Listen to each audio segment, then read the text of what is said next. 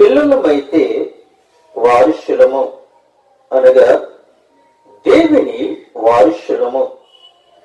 క్రీస్తుతో కూడా మహిమ పొందుటకు ఆయనతో శ్రమపడిన ఎడల క్రీస్తుతోడి వారసులము. అయితే ప్రియమైన దేవుని యొక్క బిడ్డలారా, ఇక్కడ మనం చూస్తున్నట్లయితే పరిశుద్ధాత్మ దేవుడు ఆయన ఏ విధంగా మాట్లాడుతూ ఉన్నాడు. అయితే ఆయన ఏ విధంగా అంటున్నాడంటే మనము అని చెప్తూ ఉన్నాడు. మనము అనగా దేవుని పిల్లలము అని.